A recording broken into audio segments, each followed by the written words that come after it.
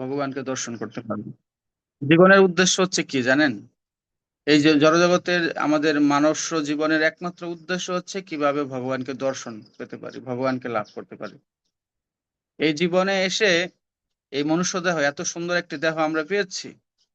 দেখেন, অন্য কোনো দেহের মাধ্যমে ভগবানের ভজন করা সম্ভব না। আপনার পশুদের সম্ভব না। পশুরা সবসময়, যেই কোনো পশু দেখবেন, সে সবসময় তার খাবারের ধান্দায় থাকে। একটা গাভী দেখবেন সবসময় খায়। তা পশুর দেহ দিয়ে ভগবানকে উপলব্ধি করা, ভগবানকে হৃদয়ঙ্গম করা খুব কঠিন।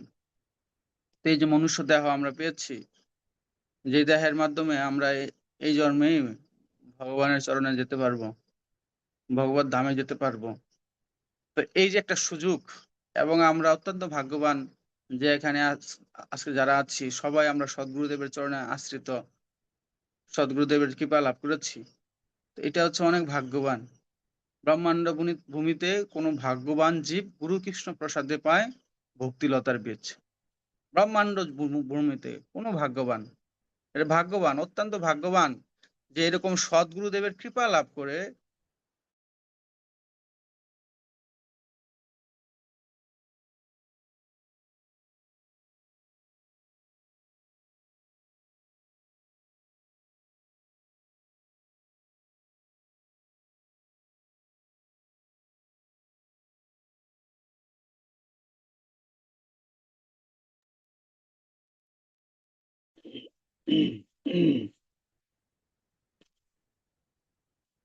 হরে কৃষ্ণ।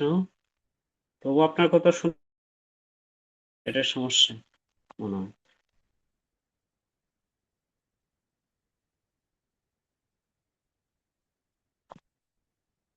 তো সকলকে নিমন্ত্রণ।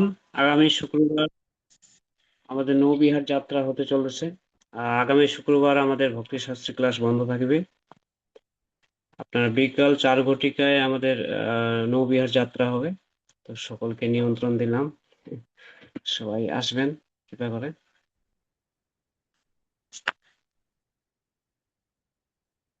আর ভগবানকে বিভিন্ন ভোগ নিবেদন করা হয়। আপনারা যদি পারেন, যে যার মতো করে আপনাদের শুকনো প্রসাদ নিয়ে আসতে পারেন ভগবানের ভোগের জন্য। এখানে নিবেদন করা হবে মিষ্টি, মিষ্টান্ন, সন্দেশ, এই, যে যার কি মতো আর আমাদের কি। আমাদের ক্লাস কি হবে না তো? হ্যাঁ, ক্লাস হবে না, ক্লাস বন্ধ থাকবে। হরে কৃষ্ণ কৃষ্ণ কৃষ্ণ হরে হরে, হরে রাম রাম রাম হরে হরে। ও তো যাই হোক, বাইরে গেছে। নেটওয়ার্কের একটু সমস্যা, হ্যাঁ কেটে গেল। তো এবার একটু বাইরে আসলাম, রুমের ভিতরে একটু নেটওয়ার্কের একটু প্রবলেম দিচ্ছে। তো যাই হোক, যে বিষয়ে আলোচনা করছিলাম, তো আজকে কি অনুষ্ঠান মন্দিরে নবিহার আজকে না? আজকে না, আগামী শুক্রবারের কথা বললো প্রভু। আচ্ছা, ওই যে আগামী শুক্রবার আর কয়দিন? পরশু দিনই তো নাকি? আজকে বুধবার না? হ্যাঁ, আজকে বুধবার, কালকে বিশেষ শুক্র, পরশু দিন।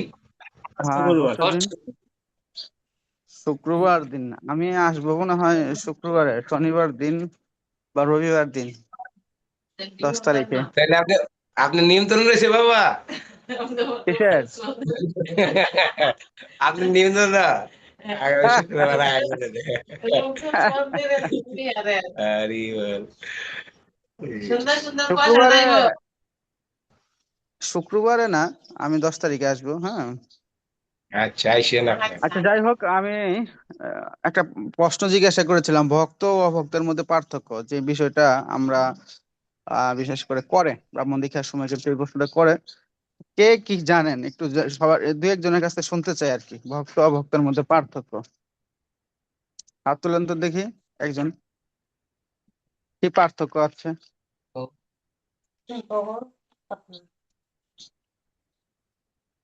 একজন হাত তোলেন।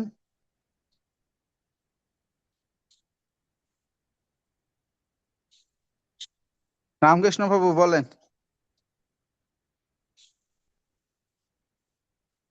গীতটা সারাই দিন। হরে কৃষ্ণ প্রভু, হ্যাঁ বলেন। মানে আমাদের ভক্ত আর অভক্তের মধ্যে নাকি? হ্যাঁ হ্যাঁ হ্যাঁ। একজন ভক্তের গুণ হলো সবসময় সে সদাচার ব্যবহার করবে, আচ্ছা, বৈষ্ণবদের ভক্তি করবে এবং ভগবানের যে কোনো সেবায় সে সবসময় যুক্ত থাকবে। হুম, আর একজন অভক্ত সে বৈষ্ণবকেও চিনতে পারবে না, আর কোনো ভগবানের সেবা করতে পারবে না, তার চেতনা থাকবে জড়জাগতিক। হ্যাঁ, আর ভক্তের শুদ্ধ শুদ্ধ চেতনা থাকবে বৈষ্ণবের সেবা, ভগবানের সেবা, ধর্মীয় যে কাজকর্ম গুলো আছে সেগুলোর দিকেই থাকবে। আর আচ্ছা, অভক্তে তো এটা বুঝতে পারবে না যে বৈষ্ণবকে ভগবানকে কিভাবে সন্তুষ্ট করতে হবে, হ্যাঁ, বৈষ্ণবদের কিভাবে সেবা করতে হবে। এই ভক্ত আর অভক্তের মধ্যে এই পার্থক্য প্রভু। হ্যাঁ হ্যাঁ, হয়েছে হয়েছে, মোটামুটি ভালোই বলেছেন। আরেকজনের কাছ থেকে একটু শুনি, উনি কিরকম বলে। গোপাল বাবু বলেন। প্রভু, মেন কথা হলো আমাদের যে ভগবান থেকে গুরু পরম্পরা আসছে, মূল কথা হলো এখানে আমাদের যুক্ত থাকতে হবে। মানে অভক্ত যারা, তাদের যে গুরু পরম্পরা সেটা বুঝে নাকি গুরু পরম্পরা কি জিনিস। গুরু পরম্পরা আমাদের যে যে আচ্ছা, ভগবানের যে সেবা ছিল সেটা করতে হইব প্রভু। যেমন হুম, আমাদের প্রাতকালীন মঙ্গল আরতি, তারপরে বুঝতে জপ, পেরেছি। আপনাদের যে জপ ক্লাস, ভগবানের জন্য রন্ধন। হ্যাঁ, এই যে ভক্তরা আপনার গুরু পরম্পরা ধারায় তারা ভগবত ভজন করেন, আর অভক্তরা গুরু পরম্পরা নেই, হ্যাঁ, ওরা নিজেরাই গুরু এক না, একজন। না, গুরু পরম্পরা নেই তাদের। মানে এটাই মেন বিষয়টা হলো এই জায়গায় যে গুরু পরম্পরা যুক্ত আছি, তারা গুরু পরম্পরা নাই। মানে গুরু পরম্পরা যুক্ত নইলে আমাদের আচ্ছা, যাই করি ঠিক আছে, সবই নিষ্ফল, কোনো কাজ হবে না। তা আমি একটু সংক্ষেপে ঠিক আছে, বক্তব্য রাখলাম, তাহলে কি করি। আর 1 মিনিট আছে। নারায়ণ বিশ্বম্বর প্রভু ভক্তি বৈভব বলেন। এবার আর ভক্তি হইয়া বস গেছে। কৃষ্ণ। নারায়ণ বিশ্বম্বর প্রভু বলেন, 1 মিনিট আছে। ভক্তি বললাম না স্যার। না আর ভুল দিচ্ছে